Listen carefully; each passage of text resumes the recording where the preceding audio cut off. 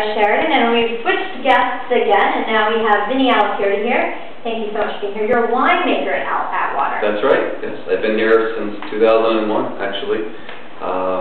Originally, I started my career down Long Island and moved up to the Finger Lakes in 2000. Spent 1 year at Vineyards, which is just almost directly across the lake from us here.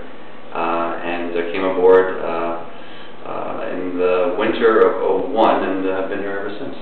So an expert on making wine, it seems like. Well, yeah, I think it's actually something that you never conquer, so to speak. It's definitely a pursuit that takes a lifetime, actually, to consider yourself a professional. Yeah. Well, I myself enjoy a good glass of wine all the time, but I never really think about what goes into it. So we're going to talk about that. We're going to see where it all starts. And it starts in the vineyards with the grapes, and this is an important time for that. It is, yeah. So we're just almost into May now, and the buds are swelling on the vines. The vineyard workers are just making their last efforts at tying the vines to the trellis. And Mother Nature now will dictate when bud break actually officially occurs. They're getting close. So some varieties will start sooner than others, but within the next 2 weeks or so, we should probably be off on the 2009 start to our vintage.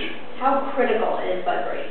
Well, it can be touch and go depending on the timing. Bud break, if it occurs too soon in the season, and we're still about 20 days from frost-free weather, we could see potential for some frost damage, which will inevitably impact the total volume come harvest time.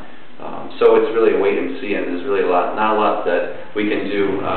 We're pretty much in the hands of Mother Nature at this point. I'll have to talk to Joe Barrett, our meteorologist, about that frost. Yeah, stay away. And a lot of people say that during bud break you can actually smell sweetness in the air. Is that true?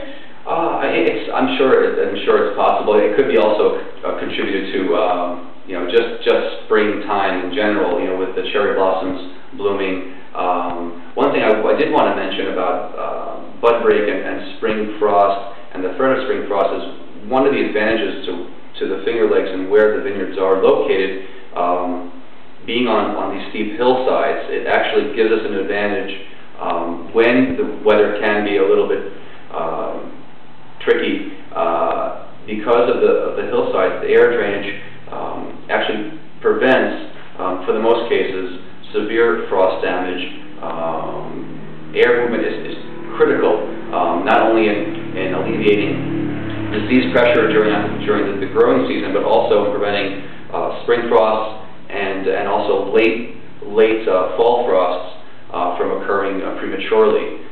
That's a very important feature and what makes growing grapes in the Finger Lakes an ideal location. So you've got the beauty and the convenience with the grapes and the frost. Yeah. The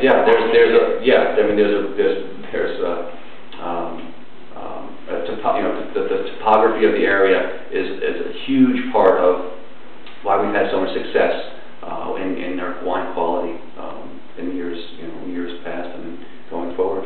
So at the same time as the buds are about to break, you're also working on bottling the wine as well right now, is that true? Right. So in the cellar, we are now preparing to bottle last fall's vintage, 2008, which is looking very promising, especially for our whites. The reds still need some time to mature in the barrels, but Rieslings and Gewürztraminers are all on deck now to be bottled. So in fact, as of today, we are filtering the wines in preparation to bottle probably in the next 2 weeks. So you can produce white wine faster than you can red? Generally that's the way it works. The whites will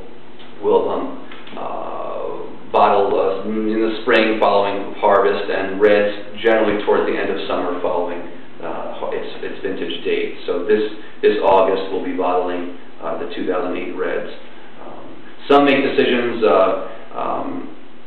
to leave red wine in barrels maybe for a year or two or longer. That's actually a stylistic decision. Sometimes it's a business decision based on inventory and just the philosophy of the winery. Also interesting. And switching gears a little bit, you also recently opened your own winery up in Geneva. I guess we have. Thanks to Ted Marks and Atwater's support, my wife Kim and I opened our doors in August '07. And we specialize in dry vinifera wines, Rieslings, Cabernet Franc, wines that thrive and have had success in the Finger Lakes. We buy all our fruit from local growers on Seneca Lake, and we have a retail shop up on Route 14 just south of the city of Geneva. And what is the name of that winery? Billsboro Winery, yeah. So we're, in fact, we're about to go 7 days a week starting May 1st. So we're looking forward to a good summer. Wonderful. And what is it like starting out something in these kinds of times? Is it harder? Well, we were able to get started before the recession, so to speak. So I think we got our foot in the door just before things turned too sour. But it takes work, whether you're in good times or bad times. It's a lot of work, but it's a lifestyle that we really enjoy. What are you looking forward to in the future? To continue growing the business, making friends, selling wine, just being witness to this region's progress and success. I mean, I think we are really on the verge of making a huge impact, not only regionally but nationally, and it's just an exciting place to be. Absolutely. Now you know so much about the wines. Do you have a favorite red, white, dry, sweet? Well, yeah, I mean, I treat them all like my children, and they're all different. They all have their different personalities. I do prefer drier wines. I think most winemakers prefer wines on the drier side, but we make sweet and semi-sweet dessert wines here at Atwater, so we have a wine for almost everyone's palate. Wonderful. I know those dessert wines can be very good. For sure. Are those more difficult to make? Not necessarily. I mean, they do take a little bit more care in the vineyard. There's a little bit more sorting and bunch and berry selecting when you start embarking on sweet or dessert wine or ice wine style.